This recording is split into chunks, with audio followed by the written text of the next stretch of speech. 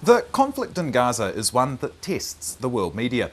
There are compelling stories, there are tremendously affecting stories that can be used by both sides.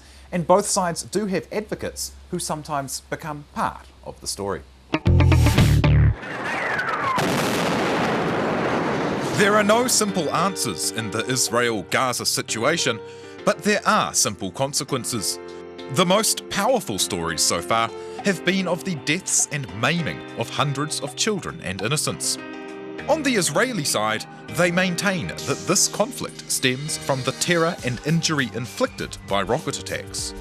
Death and destruction on both sides. They want to kill our country, they want to kill our people. We don't want to do that. They are barbarians. They are barbaric. The world should know the truth. These stories are taken up by advocates.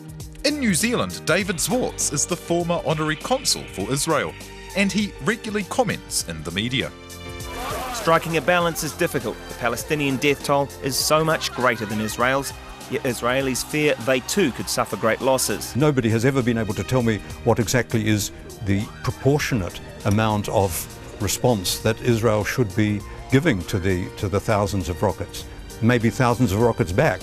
While veteran activist John Minto organises and publicises protest on behalf of the Palestinian people affected in Gaza.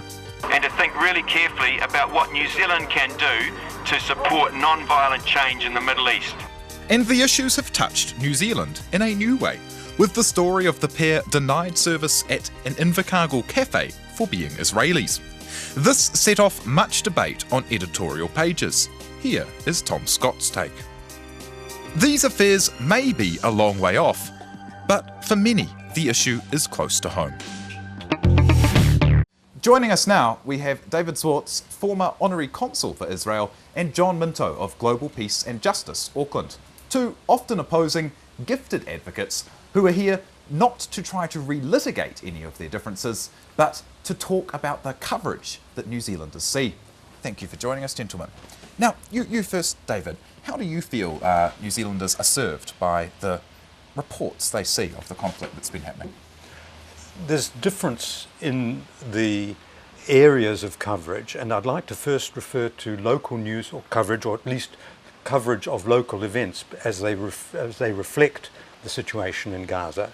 And I think that, on the whole, has been very shallow because it has reflected noise, protest, flag burning, shoe throwing, harassing young Israeli tennis players, defacing peace memorials by Catholic priests, these sort of events which don't relate directly to what's going on in Gaza and I don't think are very illuminating to the New Zealand public as to what is happening in Gaza. Well, that is the news that's happening here, though, in New Zealand. Yes, Would that not be and right? I think the coverage of it is rather shallow and doesn't look at what exactly the link is between the New Zealand goings-on and what is happening in Gaza. What could be done to do that?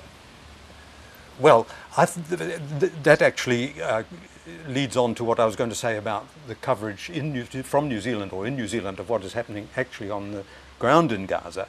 And what we feel is that there's not enough explanation of the reasons for things happening. And I was interested to hear from Paul and Angus that in fact they're looking at things like people dying and destruction and regarding that as the message that they have to bring to people, whereas it seems to me that it's much more important to say what is happening, why is it happening, and what is happening on both sides, because from the television I think we only get one side. You have Mark Kreisel standing on a hill, but he's only looking in one direction. He's not looking behind him at Sderot, the town that he's near. He has done that. There have often been representatives of the Israeli side talking about the rocket attacks as the reason for the incursion. It is happening. We don't think it's very balanced. Okay. And the reasons for things happening is what is, to us, the most important. The fact that people in New Zealand understand why the whole thing began, the violence and the destruction. Okay. And let's bring John in here. What do you feel about the coverage? We hear that the balance is towards one side here. What are your thoughts? Well, I would say just the opposite, really. That I think the bias has been very much in Israel's favour, and I'd say that because we've had We've had surveys done in Western countries which show that often the majority of people believe that Palestinians are occupying Israeli land rather than the reverse. And when we have continual media reporting of Palestinian resistance fighters as Islamists, as terrorists, as militants, whereas the Israelis are portrayed as soldiers, then inevitably it marginalises the whole Palestinian question. So I think that there's, looking at that as the overall context, New Zealanders have been very poorly served with the context for what's happening. When you see this footage of the death and the desolation and these, so many children and women being hurt, do you not think that perhaps the reporting could be seen as being more on the side of the Palestinian people in Gaza?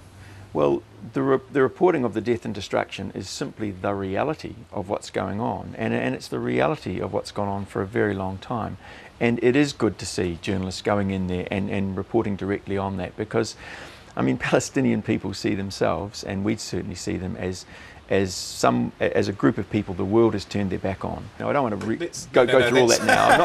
I'm not going to about the media. Let's bring this right back to the media now with the form of advocacy, and perhaps the point. How important is advocacy for your organisation? Before I answer that, I'd like to just point out that we're not talking only about television. The Paul and Angus, who you spoke to earlier, focused on television because that's their job.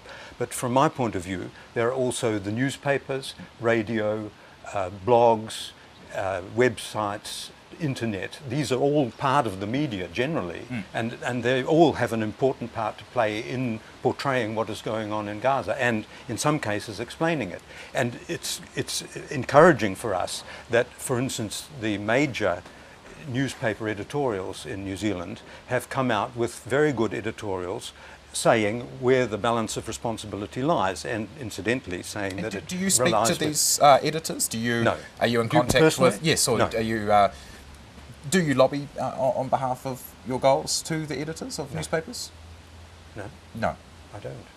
no. And So in terms of sorry. advocacy, sorry, but John, do you, when you're coming to put the goals of your organisation out, how important is getting media coverage and getting the ear of editors? It's extremely important, and we try through sending opinion pieces into the local newspapers or whatever.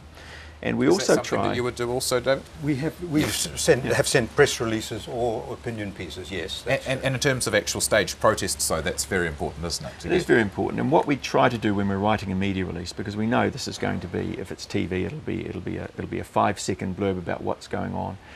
We will try in our media releases to highlight some of the background issues which simply don't get reported. And I was disappointed to hear in the discussion with the television journalists that when they're preparing their journalists to go into a situation like Gaza, they're not giving them a briefing about the background to the crisis on both sides. That's something that happens aside from the practical issues there.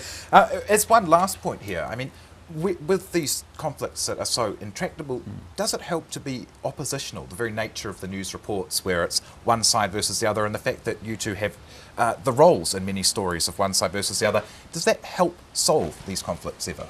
Well, I see it as a matter of trying to explain the point of view, which I feel is not always part of what the media is telling the New Zealand public. But when you look at things like letters to the editor, for instance, you find a much better balance. Some of that, of course, is in the hands of newspaper editors to select letters from both sides. But if you look at talkback radio, if you look at internet blogs, you see a much truer reflection of how people feel about things. And in a way, we're encouraged there because we find that people do understand what the reasons for the conflict are. As one last point there, John, does it help to always be oppositional when perhaps it's common ground that needs to be found? Well, it's in a situation like this, it's inevitable that we'll be in an oppositional mode. But I don't think talkback radio is a good guide to, well, it's certainly a good guide to how New Zealanders see an issue, but it's not a good guide to how well that issue is reported, and I would say the opposite. I think if you interviewed New Zealanders, if we did a survey of New Zealanders, I think we'd be appalled at their knowledge of the Middle East conflict. Well, thank you, gentlemen, for the insight there, David Swartz and John Minto. And that is all that we have time for today. This is the last of our summer editions. Russell Brown will be back next week. We're going to be in a new time slot with a new set and even a bit more time to look at the media issues that affect New Zealanders. Till then, from the team at Media 7, goodbye.